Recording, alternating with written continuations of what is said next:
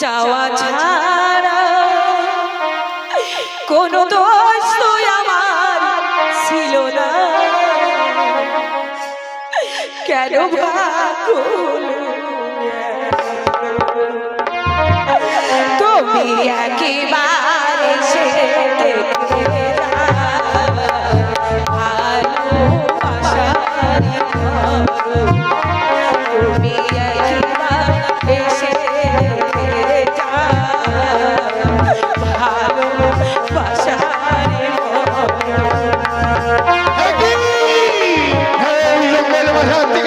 একটি বৃষ্টি আওয়াজ ভেসে আসছে, এখানে গিয়ে দেখতে হবে সেই অপূর্ব সুন্দরী নাশমাত থেকে পড়া পরি।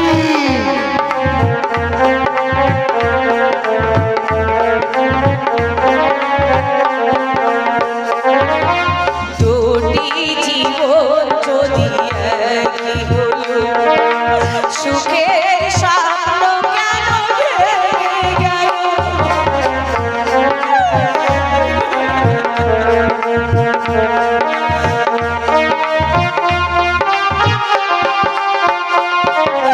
দুটি জীবন যদি একই হলো, সুখের স্বপ্ন কেন ভেঙে গেল? জানি না এই পৃথিবী এই কি তোমার নীতি, কেন ভাগ্য তুমি একবার এসে দেখে যা ভালোবাসারে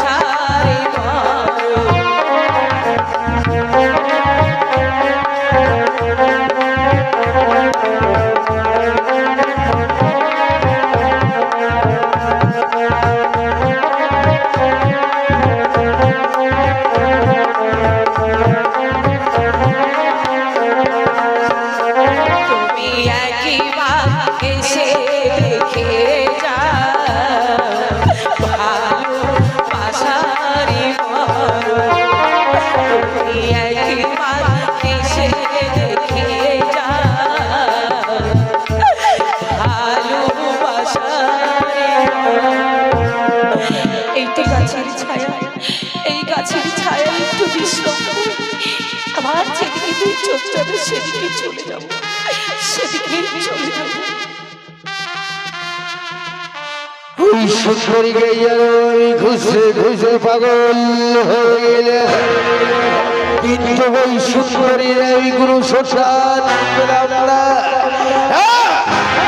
সে কত দূর ওই সন্মুখে দেখা যাচ্ছে অনেক ঘন জঙ্গল, সেই হয়তো এই ঘন জঙ্গলের মধ্যে আছে। আমাকে গিয়ে সেখানে দেখতে হবে সেই আসমান থেকে পড়া কি পরি।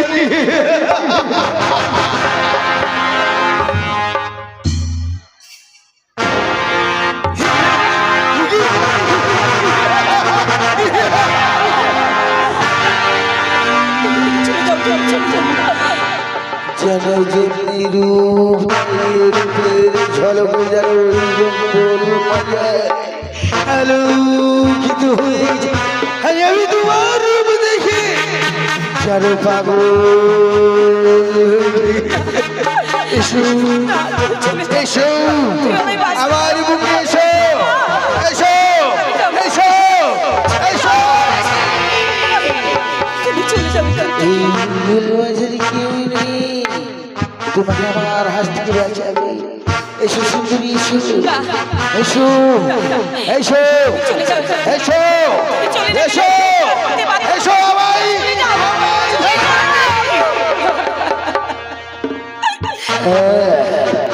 ওই সুন্দরীকে পেতে আমায় ছলে বলে কৌশলে ধরতে হবে, তো পাবো রে। আমাকে ছলে বলে ধরতে হবে।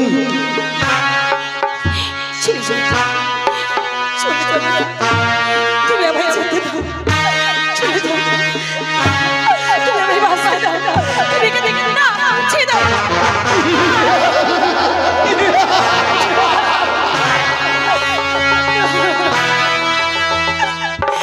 তুমি ছেড়ে দাও, তুমি আমায় বাঁচতে দাও, তুমি যদি আমায় ছেড়ে না দাও চরণ তমলিনার সুগন্ধ আমি যেন পাগল হয়ে গেছি। হ্যাঁ, হ্যাঁ, হ্যাঁ। ছেড়ে দাও আমার ছেড়ে দাও। ছেড়ে দাও, আমাকে বাঁচাও। আমাকে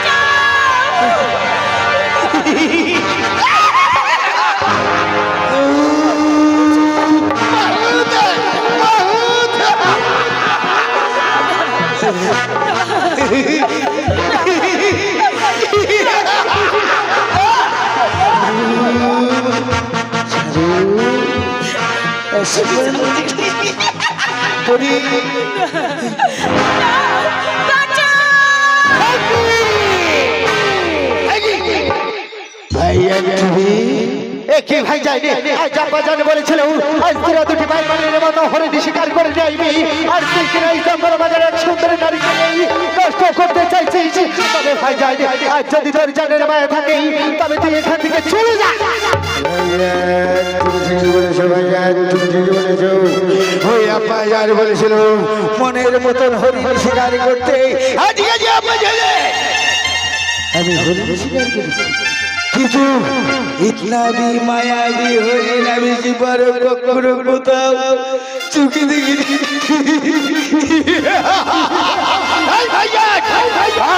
তুমি আমার বড় ভাইজান হয়ে আমার সর্বকে তুমি এখন আসতে দাঁড়িয়ে আছো। জানো তুমি আমার যদি ভাইজান না হতে জানো তোমার কি করতাম? তোমার এই ঘরের মুন্ডুটাকে কেটে আমি তার ওই ফুটবল মাঠে আমি তার ওই ফুটবল মাঠে আমি তার ফুটবল খেলতাম। আজ তুই আমার এই খানের মুন্ডুটা করে এই ফুটবল মাঠে ফুটবল খেলবি তাই নয়। তবে ভাই জানি আজ যদি তুই এখান থেকে না যাস তোর চিনতে নেই তোর চোখ খুলেই এই মনের কুকুর শাল নেই আমি বুঝিয়ে দেবো। এই ভাইজান ওই সুন্দরীকে পেতে হলে আমাকে যে তোমার সঙ্গে যুদ্ধ করতে হবে, নতুবা আমি ওই সুন্দরীকে পাবো না। ওই সুন্দরীকে বয় যে তোমাকে আমি এই গভীর জঙ্গলে হত্যা করে ওই সুন্দরীকে আমি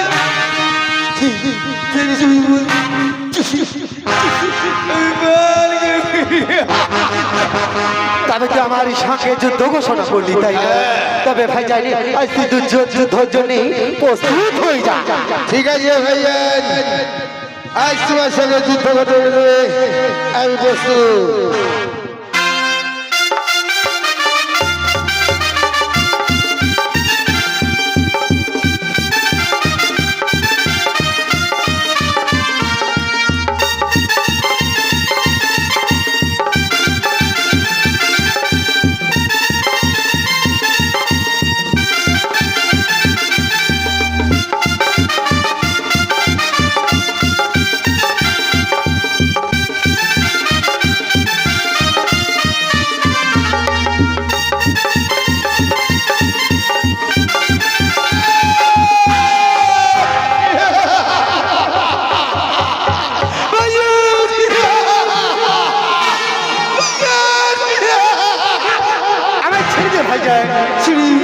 আমি চলে যাব, আমি ছেড়ে দিন, আমি ছেড়ে দে ভাই যায়।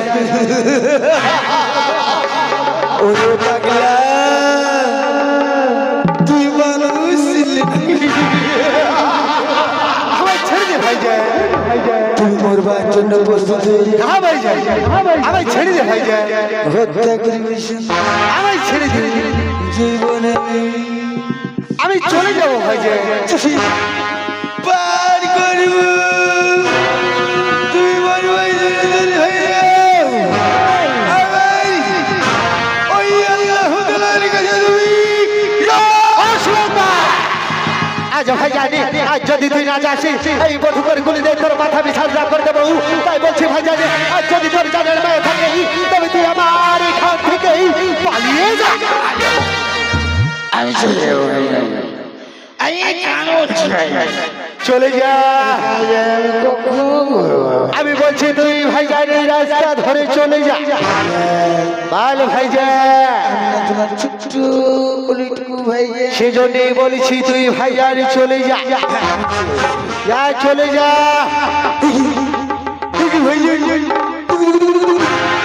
ওই জঙ্গল মাঝখানে যেন আগে লেগেছে, আগে লেগেছে।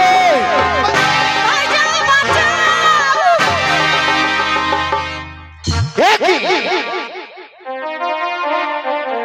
আজ তুমি এই জঙ্গলে কিসের জন্য এসেছো একটু বাড়ি বলতে পারো, একটু বাড়ি বলতে পারো? আজ আমি বড় জনম দুঃখিনী, এই পৃথিবীতে আমার আপন বলতে কেউ নেই, তাই তো পথে প্রান্তে বনে জঙ্গলে আমি ঘুরে বেড়াই। তবে তবে তোমার নামটা বলবো? আমার নাম সাকিনা। আজ আমার একটা ছোট বোন ছিল, আজ তার নাম ছিল সাকিনা। আজ অনেক দিন হলো সে মারা গেছে। তবে আজ আজ তুই যখন সাকিনা বলে পরিচয় দিচ্ছিস, তবে একটিবার এই ভাইজানের বুকে ভাইজান বলে আসতে পারবি না? বলবো একটিবার ভাইজান বলে আসতে পারবি না? পারবো না ভাইজান বলে ডাকতে। ভাইজান ও কি ও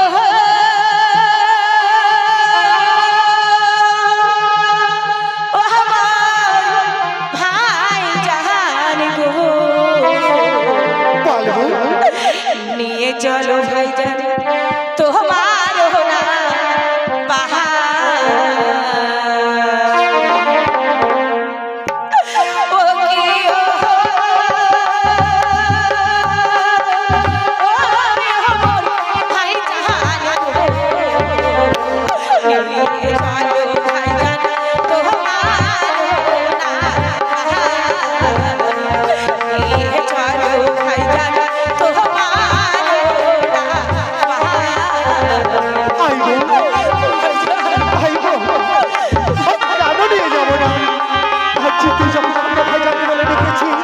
আমি তোকে নিশ্চয়ই আমার বাড়িতে নিয়ে যাবো, আমি নিয়ে যাবো।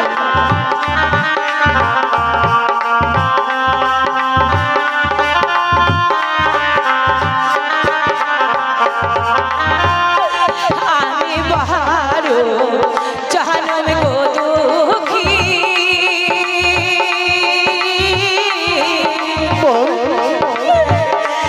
কেউ নাই সাহারে আমার গো।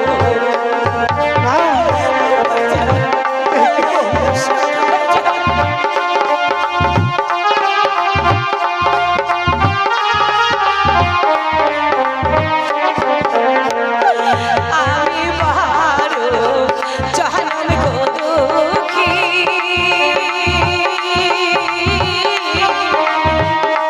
কেউ নাই সাহারে আমার গো। ও কি ও ভাইজান গো, নিয়ে চলো ভাইজান তোমার হোনা পাহাড়। নিয়ে চলো ভাইজান তোমার হোনা পাহাড়।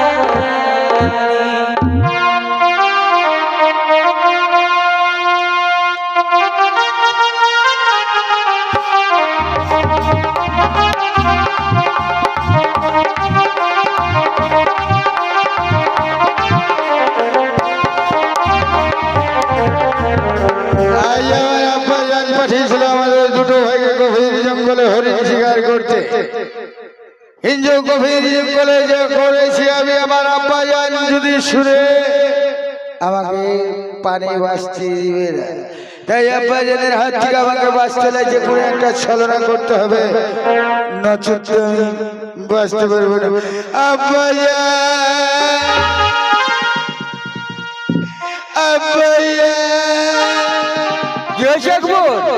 আব্বা জান, আপনি বলেছেন চাঁদের কলঙ্ক আছে, আপনার বড় ছেলের কলঙ্ক নেই। হ্যাঁ আমি বলেছি। এটা মিথ্যা কথা। না এটাই সত্য। না আমি মানবো না। কেন কি হয়েছে বলো? কি হয়েছে জানেন আব্বা জান? ওই গভীর জঙ্গলে আমাদের দুটো ভাইকে হরিণ শিকার করতে পাঠিয়েছিলেন। এখানে হরিণ শিকার করতে জানো কি করেছে বড় ভাই? একটা সুন্দরী নারী পেয়েছিল, গভীর জঙ্গলে কান্না করে বেড়াচ্ছিল। সেখানে ওই নারী গভীর জঙ্গল কান্না কান্না করে বেড়াচ্ছে, আর আমার বড় ভাই জান ধরে। কি বলো বলো কি হয়েছে বলো? আব্বা জান, এ কথা বলতে যে আমার আটকে যাচ্ছে, মানে আমারই তো বাড়ির ঘোষণা বলা যায় না। আরে বলো না। আব্বা জান, যদি বলি আপনার মাথা হিট হয়ে যাবে। আরে বলো আকবর। আমি বলবো? হ্যাঁ ঠিক আছে। জানেন কি করেছিল ওই বড় ভাই?